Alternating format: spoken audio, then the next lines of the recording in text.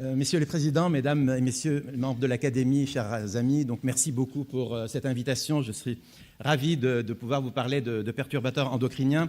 En fait, j'ai placé mon exposé dans une optique qui est la suivante, c'est en quoi cette notion de perturbateur endocrinien a modifié nos concepts et nos méthodes en toxicologie. Donc c'est comme ça que je vais vous présenter. Donc il y aura un tout petit peu de redite par rapport à ce qui s'est dit tout à l'heure, mais j'essaierai d'aller vite dans ces situations. Donc on va parler de toxicologie et de toxicologie chimique, mais je pensais que c'était bien de commencer par introduire la toxicologie chimique. La toxicologie, elle était longtemps mal aimée, hein. Donc certains ont considéré que c'était une science un peu ennuyeuse, très descriptive, utilisant des doses totalement irréalistes pour fixer des seuils beaucoup trop stricts et empêchant le progrès industriel. Bon, il est évident que ce n'est pas mon point de vue, et le point de vue que je vais défendre, c'est que c'est une science qui étudie des interactions potentiellement dangereuses entre un organisme vivant et son environnement chimique, ainsi que les mécanismes d'adaptation inclus. Donc c'est quelque chose qui est, à mon avis, extrêmement ancré dans les mécanismes biologiques, y compris dans les mécanismes évolutifs,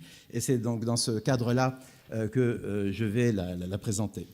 Et la pollution, parce que c'est principalement là-dessus qu'on va parler, est de différents ordres. Il y a des choses extrêmement visibles, hein. Il y a des grandes catastrophes, c'est à ce moment-là qu'on en parle le plus. Il y a d'autres choses visibles aussi. Bon, il suffit de regarder Pékin ou New Delhi ou Bombay de nos jours, c'est assez, parfois Paris. Avec la pollution atmosphérique très importante, mais disons que ce qui est peut-être le plus inquiétant aussi, c'est ce qui n'est pas visible, ce qui est présent donc dans l'alimentation, dans l'eau et dans tout ce qui nous entoure et qui peut entraîner un certain nombre d'effets, donc on va pouvoir explorer. Est-ce que c'est un problème? Oui, en termes d'exposition environnementale et de santé, il y a une contribution donc de différents agents pathogènes à des maladies chroniques. Ça, c'est un camembert donc préparé par l'OMS et qui montre la part évidemment de choses qu'on connaît, le tabac, l'alcool, le sel, etc., mais aussi les particules atmosphériques, qui est presque aussi important dans ce camembert que le tabac, et puis toute une série d'autres composés de l'environnement. Et les pathologies concernées sont très nombreuses. En fait, on ne peut pas, pratiquement toutes les pathologies sont concernées, allant des cancers, l'immunité, la fertilité, les maladies neurologiques de tous ordres, l'obésité et les maladies métaboliques, les maladies cardiovasculaires et pulmonaires et en général les maladies du développement. Donc ça couvre un très grand nombre de pathologies, d'où une certaine difficulté, hein. On n'est pas focalisé là sur une seule question.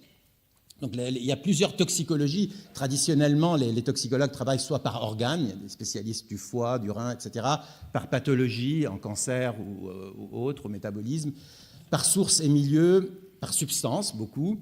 Et puis, il y a la toxicologie par mécanisme, et c'est là-dedans que je mets d'ailleurs la toxicologie chimique qui est représentée par Daniel Mansuy. Donc, c'est une toxicologie où on raisonne principalement en fonction des mécanismes. Et là, c'est intéressant parce que les perturbateurs endocriniens vont nous ramener complètement dans ce type d'approche. C'est pas tout à fait nouveau, hein. Il ne faut pas croire que tout d'un coup, on a commencé à faire des mécanismes maintenant. On a toujours fait des mécanismes et j'ai juste proposé ici quelques exemples d'une approche mécanistique de la toxicologie en partant d'un xénobiotique, donc composé étranger à notre organisme. Ce qui a été extrêmement étudié, c'est la toxicologie, la toxicité par réactivité chimique, donc tout ce qui est génotoxicité, ces liaisons covalentes qui peuvent avoir lieu par exemple avec l'ADN, mais aussi avec d'autres macromolécules et molécules cellulaires. Donc ça a été extrêmement étudié et qui est donc ouvert des champs extrêmement importants, en biologie fondamentale d'ailleurs aussi, et en chimie. Et la toxicologie, la toxicité par adaptation ou stress, c'est quelque chose qui n'est peut-être pas intuitif, mais notre capacité à nous adapter aux molécules toxiques entraîne aussi des conséquences. Il y a des effets secondaires de cette adaptation. Et quand on raisonne sur une toxicité sur le long terme, ces mécanismes d'adaptation sont au premier plan. Donc il faut absolument en tenir compte. Et là aussi, c'est le mécanisme, le métabolisme des xénobiotiques est aussi très impliqué là-dedans. Et il y a eu pas mal d'études là-dessus.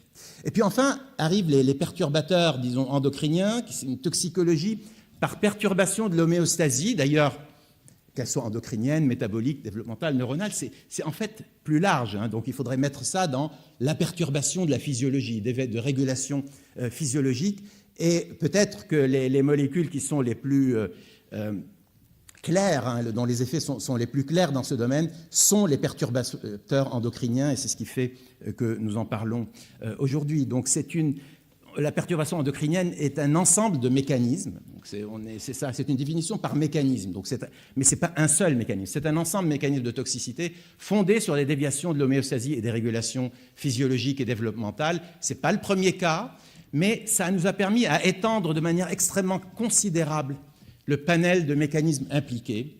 Et donc, un retour de la toxicologie vers la physiologie. J'ai mis ici donc des illustrations de Claude Bernard et Magendie, parce que au XIXe siècle, les physiologistes ont fait de la toxicologie aussi, ont été parmi. Donc, il y avait une relation très, très intime entre physiologie et toxicologie, et c'est un peu vers ça aussi que nous ramènent les perturbateurs endocriniens.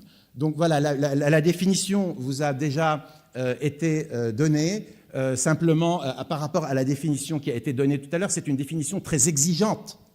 C'est-à-dire, non seulement il faut qu'il y ait une perturbation du système endocrinien, mais il faut montrer aussi que cette perturbation va entraîner l'effet toxique et l'effet pathologique. Donc c'est très exigeant, d'où la nécessité d'avoir une deuxième définition sur des perturbateurs endocriniens potentiels ou probables, comme on veut, ou fortement suspectés, pour lesquels on a des arguments quant à l'effet de perturbation endocrinienne, sans connaître tous les arguments pour démontrer que c'est cette perturbation qui va causer l'effet toxique. Donc c'est une autre catégorie qui me semble important de rajouter. Les perturbateurs endocriniens, donc, ce sont des mécanismes, et il faut donc là, à nouveau, pas oublier que beaucoup d'observations, peut-être les premières observations, ont été faites dans les écosystèmes avant l'homme, que ce soit sur des alligators, sur des mollusques, et puis bien d'autres. Et donc, comme ce sont des mécanismes, on va pouvoir comparer les mécanismes sur donc des animaux, notamment des animaux marins, et chez l'homme. Et donc, il y a la possibilité ici, en comprenant mieux les mécanismes impliqués, de pouvoir savoir si c'est transposable ou pas transposable par cette comparaison. Donc ça découle complètement du fait que c'est une toxicité par mécanisme dont on parle actuellement. Là aussi, on en a parlé, donc ça va toucher principalement les effets des hormones thyroïdiennes aussi, donc on a cité Barbara Domenech tout à l'heure, mais autre chose aussi, des neurotransmetteurs, certains signaux à l'interface du métabolisme et de l'endocrinologie, et puis tout ce qui concerne le développement. Et pour vous illustrer ce qui a juste été dit tout à l'heure, en prenant l'estradiol au milieu, on peut modifier sa synthèse en altérant l'aromatase, son métabolisme par des cytochromes P450, son transport, et puis surtout sa réaction avec des récepteurs. Donc les cibles moléculaires qui vont nous intéresser principalement sont des récepteurs, des enzymes, des transporteurs, et donc en plein dans le mécanisme. Alors, les nouveaux défis de la toxicologie qui ont été lancés par cette découverte des perturbateurs endocriniens de ce mécanisme sont nombreux. Ils ont été un peu cités tout à l'heure, et en fait, je vais aussi les reprendre l'un après l'autre pour essayer de voir en quoi ça a modifié un peu nos connaissances et nos concepts. Donc l'exposition, les mélanges, le temps, qui est fondamental, la dose, les modèles, la vulnérabilité, et puis une remise en cause, une remise en question de ce qu'on pensait savoir et qu'on peut maintenant relire, revisiter un peu à la lumière de ces connaissances sur les perturbateurs endocriniens. En ce qui concerne les expositions, je pense que nous sommes actuellement à l'ère de l'exposome. L'exposome a été défini par Chris Wilde comme étant la totalité des expositions qu'un individu peut subir, de la conception jusqu'à la mort. Donc il y a deux notions importantes là-dedans. C'est la totalité des expositions, donc une unicité dans l'espace, si vous voulez, toutes les expositions qui peuvent nous concerner, mais aussi une notion temporelle, tout au long de notre vie, et peut-être même avant, hein, si on considère les gamètes et la vie des gamètes avant. Donc c'est extrêmement complexe à étudier, et c'est tout à fait pertinent, j'y reviendrai tout à l'heure, concernant les perturbateurs endocriniens, puisque ça démarre déjà sur les gamètes, et puis sur la vie in utero, et puis les effets que ça peut avoir beaucoup plus tard dans la vie. Et donc, vous allez me dire, c'est totalement illusoire l'exposome, c'est quand même pas quelque chose qu'on va identifier et définir très facilement ou étudier, mais il y a des moyens, épidémiologiques, il y a des systèmes d'information géographique, il y a des capteurs qu'on peut utiliser pour savoir à quoi nous avons été exposés, et puis toute une série de biomarqueurs, c'est-à-dire des capacités de doser, notamment dans le sang, dans les urines ou d'autres matrices, soit les composés qui nous contaminent, soit les effets de ces composés sur la biologie. Donc c'est possible d'avoir au moins une vision partielle de ce qu'est cet exposome. Et pourquoi c'est important pour les perturbateurs endocriniens? Donc l'exposome, c'est la multiplicité des expositions.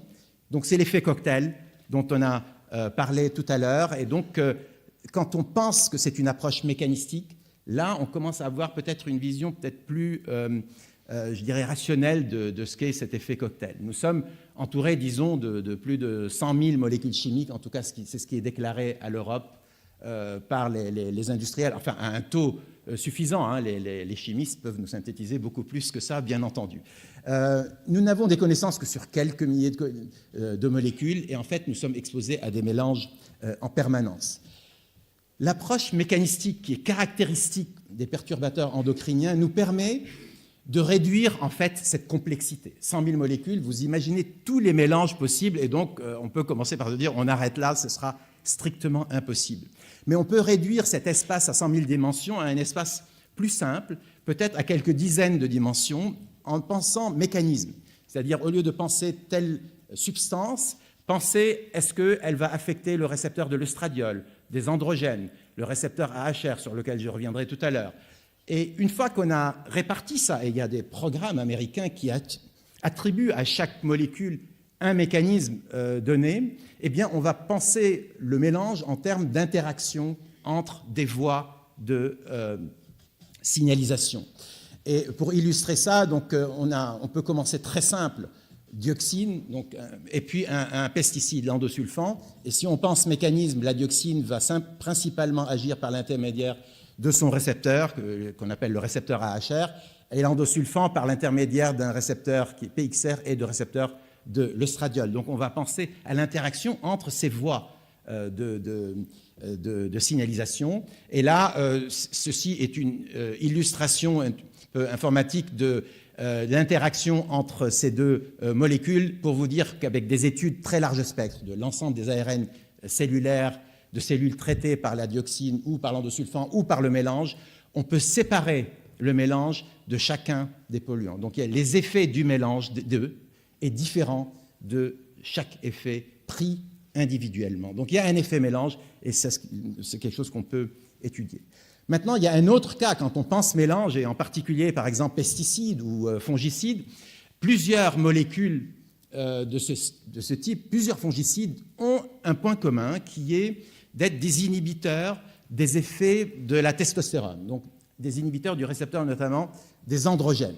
Donc, même mécanisme, et on revient toujours à cette notion de mécanisme, même mécanisme, plusieurs substances. Dans ces situations-là, il y a des arguments assez forts pour dire qu'il faut additionner les doses et ne pas considérer une substance indépendamment les unes des autres, mais additionner les doses pour avoir une véritable idée de l'impact toxique de ces substances-là. Donc ça, c'est un cas particulier où c'est le même mécanisme.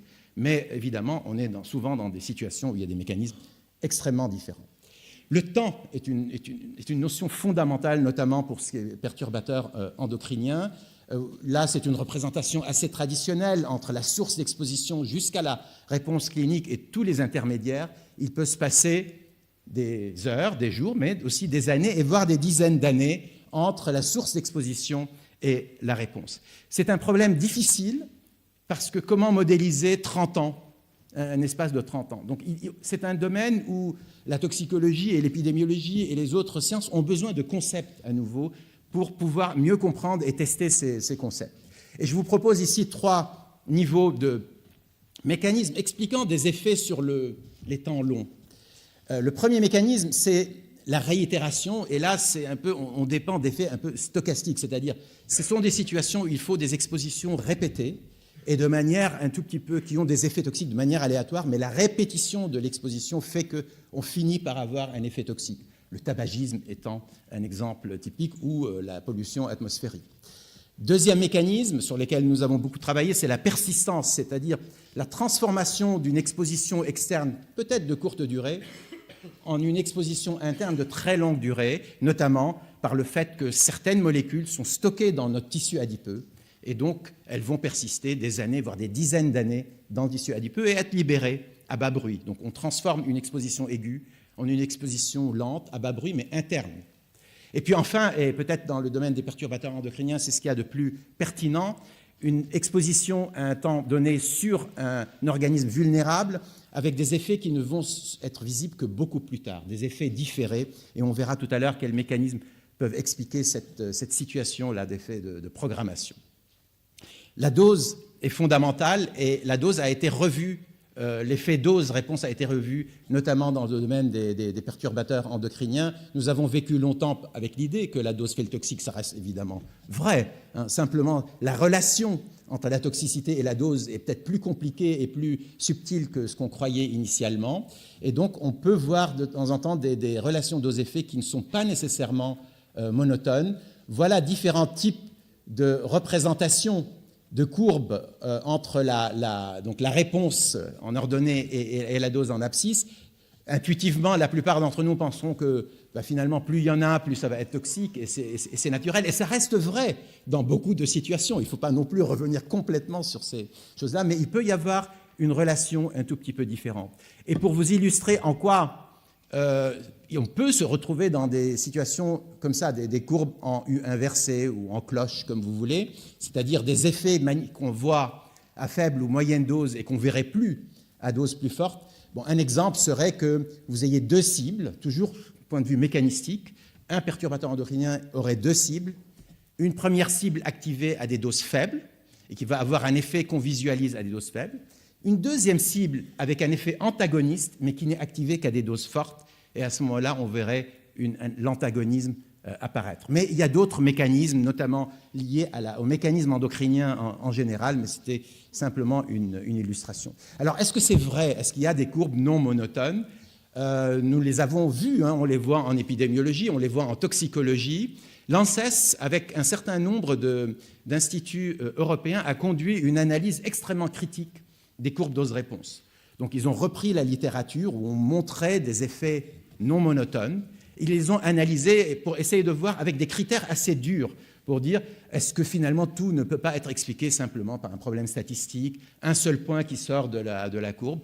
Ils ont éliminé d'ailleurs beaucoup, ils ont considéré que beaucoup de ces courbes non monotones n'étaient peut-être pas tout à fait pertinentes, mais ils ont trouvé quand même qu'il y a un certain nombre de cas avérés où il y a des courbes non monotones et qu'il s'agit maintenant d'exploiter et d'essayer de comprendre.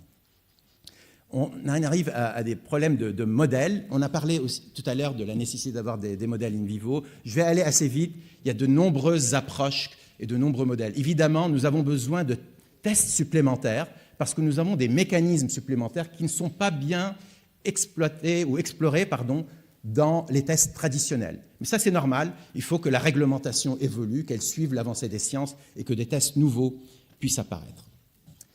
J'ai dit tout à l'heure qu'il y avait un point essentiel sur les perturbateurs endocriniens qui est cette vulnérabilité particulière de certaines périodes du développement qui peuvent modifier la programmation et alors que l'exposition n'a eu lieu qu'à un moment donné, avoir démontré des effets beaucoup plus tard. Donc la vulnérabilité, elle est dans la période fœtale, mais il y a d'autres périodes de vulnérabilité, on en parlera peut-être tout à l'heure.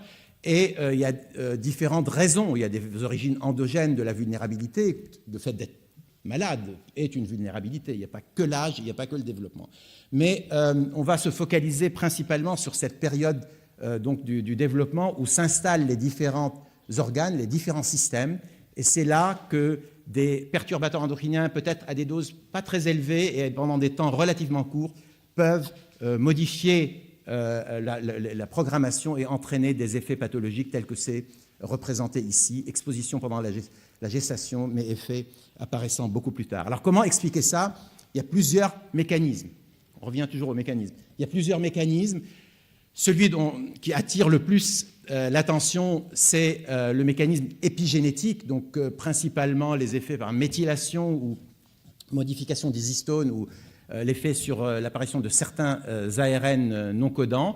Donc c'est l'effet épigénétique. Pourquoi? Parce que les marqueurs épigénétiques peuvent être transmis d'une cellule à une autre et donc on se dit que s'il y a une modification épigénétique pendant la période fœtale, le fait qu'elle soit transmise jusqu'à l'âge adulte peut expliquer l'apparition d'une susceptibilité particulière à ce moment-là. Encore faut-il le démontrer. Encore faut-il démontrer tout ça. Et finalement, c'est peut-être pas dans le cas des perturbateurs endocriniens les plus traditionnels qu'on a la démonstration la meilleure, mais plutôt dans des cas, en tout cas chez l'homme, dans le cas de tabagisme maternel, donc pendant la grossesse, où il y a des études extrêmement sérieuses et de plusieurs équipes qui ont analysé l'effet de ce tabagisme sur la méthylation d'un certain nombre de gènes.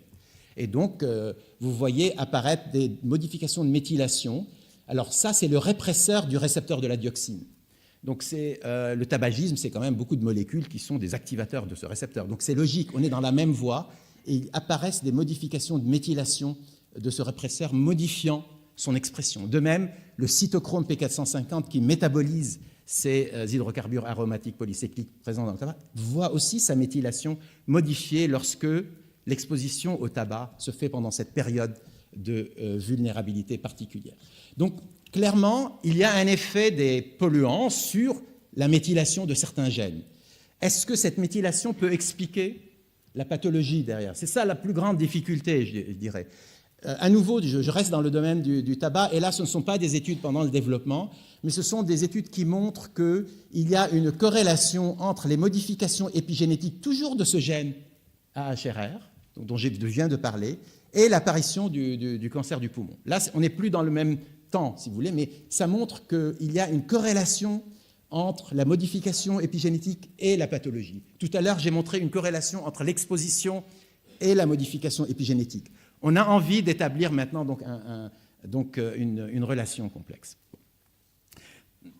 Un petit point que je ne vais pas développer, c'est les effets transgénérationnels. On en a parlé tout à l'heure dans le cas du disilbène, mais il y a des cas plus démontrés, très contestés, c'est-à-dire exposition à un moment donné de la gestation, mais apparition d'effets jusqu'à 3 ou 4 générations après expérimentalement. Plusieurs laboratoires ont pu observer ces effets. Le mécanisme reste très discuté. On a envie de penser épigénétique, mais ce n'est pas quelque chose qui est complètement accepté par la communauté, notamment la communauté des épigénéticiens. Donc, ce reste un mécanisme qui doit être recherché. Je vais passer juste quelques diapositives pour vous parler de comment la notion de perturbateur endocrinien nous a conduit à revisiter des connaissances qu'on avait avant et à les remettre sous une autre lumière. Et je vais parler de ce récepteur, donc le récepteur de la dioxine, récepteur de type récepteur nucléaire, donc AHR, et puis les effets.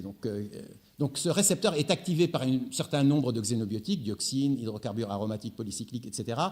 On pensait qu'il active l'expression de gènes, souvent des gènes du métabolisme de xénobiotiques et un certain nombre d'autres gènes, et que finalement ces effets adaptatifs et toxiques sont liés à ces quelques gènes qui sont induits. Donc ça, c'était la notion classique. Et puis on a commencé à trouver que ce récepteur, au fond, avait beaucoup d'autres ligands, notamment des ligands des polyphénols venant de l'alimentation, mais il y a aussi des ligands endogènes, un métabolite du tryptophane, la kynurénine, des ligands provenant du microbiote intestinal, donc assez curieux. Donc finalement, il a des ligands beaucoup plus nombreux que ce qu'on croyait auparavant.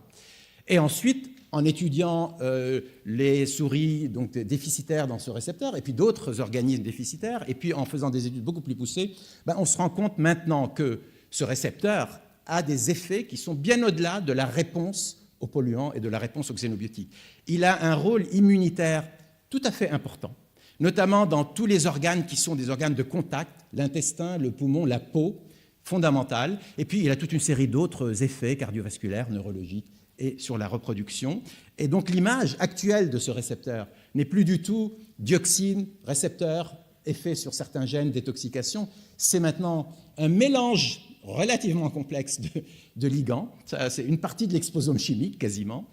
Des effets sur l'expression de gènes divers, sur le métabolisme des xénobiotiques, mais sur beaucoup d'autres cibles biologiques, et puis des effets des fonctionnels assez importants, notamment, je vous ai dit, le développement, les cellules immunes, les cellules souches. Et donc, on a envie, du coup, de proposer un autre mécanisme de toxicité de la dioxine et des hydrocarbures aromatiques, en pensant que ce récepteur a des ligands endogènes et qu'il a des fonctions endogènes, un peu comme le système hormonal, ce n'est pas un système hormonal, mais un peu comme un système hormonal, et que les polluants, eux, viennent détourner ce récepteur de ses fonctions endogènes pour avoir leurs effets propres et diminuer un peu les effets endogènes. Donc c'est un mécanisme par perturbation. Et donc, on va revoir ces mécanismes traditionnels à l'aune de ces perturbateurs endocriniens. Pour terminer, je conclus, donc la perturbation de l'homéostasie et des régulations physiologiques est un mécanisme fondamental de toxicité.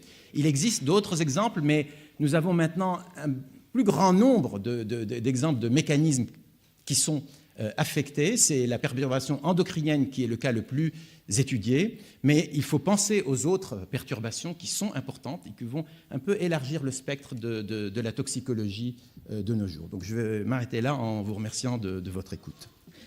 Merci.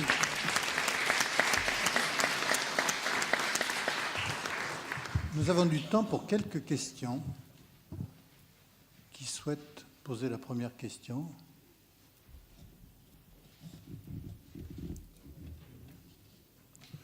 Je vous en prie. Monsieur Combarnos.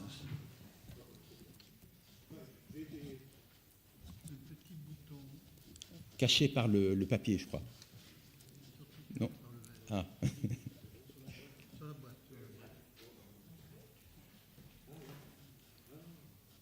Merci. Pardon. Moi, justement, je suis perturbé parce que je suis perturbé aussi par la courbe en U non inversée, où on aurait l'impression que c'est bien d'avoir un peu de perturbateurs endocriniens pour être au minimum de la réponse. Je suppose que c'est une question qu'on vous... Non, mais je pense que c'est quelque chose qu'effectivement, on peut voir, mais ça dépend des cas. Si on travaille sur des cancers et qu'on a une molécule toxique qui entraîne la mort des cellules à faible dose, eh bien, on va tuer les cellules cancéreuses et on va avoir un effet, si ce qu'on mesure, c'est la taille de la tumeur, on va avoir un effet plutôt, entre guillemets, positif au début, mais qui peut ensuite être associé à des effets plus négatifs à plus forte dose, et donc on peut expliquer ce genre de courbe. Donc, ça dépend de la cible étudiée. Donc là, j'ai représenté quelque chose d'un peu générique, mais ça dépend vraiment de la cible étudiée. On peut l'expliquer parfois. C'est troublant, mais non, il faut admettre, pendant très longtemps, on a dit que la dioxine avait un effet, disons, antagoniste, disons, protecteur sur le cancer du sein, parce que ça s'opposait aux effets de l'œstradiol. Ça traînait, il y avait quelques arguments faibles. Et maintenant, quand on a commencé à étudier, non pas toutes les femmes, quel que soit l'âge, mais se concentrer sur un certain âge d'exposition à Seveso, par exemple, quand il y a eu l'accident de Seveso, en prenant les jeunes filles qui avaient 8, 9, 10 ans, quand on se concentrait sur cette population-là, on a trouvé qu'il y avait une augmentation du risque de cancer du sein. Autre question ? Oui, pardon. Édouard Bresson. Oui, merci. C'est très intéressant, c'est très effrayant. Il me manque un tout petit peu d'évaluation de l'exposition. Pourquoi sommes-nous tous là? Pourquoi nous ne sommes pas tous morts? Nous sommes tous issus de parents qui ont fumé. Qu'est-ce qui se passe? Est-ce qu'il y a des mécanismes de réparation, par exemple? Non, heureusement qu'il y a des mécanismes. Je pense que de toute façon, on ne serait pas là s'il n'y avait pas ces mécanismes. Et j'ai commencé la première plaque, c'était la définition de la toxicologie, qui était l'interaction entre un organisme et son environnement. Et j'ai dit que ça incluait aussi les mécanismes adaptatifs qui nous permettent. Donc, heureusement qu'on sait dégrader beaucoup de molécules xénobiotiques potentiellement toxiques. Bon, il en reste qu'on ne sait pas dégrader, ou il en reste dont la dégradation peut avoir des effets. Moi, je pense qu'on est notre équipement biologique, enzymatique, chimique, est très bien pour nous protéger contre des expositions aiguës potentiellement dangereuses. Et il y a des raisons, en termes d'évolution, de penser que c'est la priorité. Mais cet équipement aussi a ses problèmes, et donc crée aussi des effets secondaires, mais qui n'apparaissent que beaucoup plus longtemps. Et là, l'évolution n'est peut-être pas aussi bonne, ou alors ce n'est pas son problème principal, ce qui se passe à partir d'un certain âge. Donc on peut comprendre ça. Je pense qu'il y a des effets toxiques, il y a des effets toxiques de produits, il y a des effets toxiques de mélange. Par ailleurs, on a nos protections. Par ailleurs, on mange peut-être, on est mieux protégé contre des infections. Et donc, au total, on a quand même pu améliorer notre durée de vie. En revanche, on voit maintenant apparaître plus quand même d'un certain nombre de pathologies qui ont augmenté pendant une certaine période, en tout cas. Et donc, il faut se poser la question pourquoi elles ont augmenté. Et si on peut faire encore mieux, et pourquoi pas? Juste me permets une question, parce que Vous évoquez le récepteur à dioxine, et le même récepteur, c'est aussi celui du resveratrol, si j'ai bien saisi une diapositive. Oui.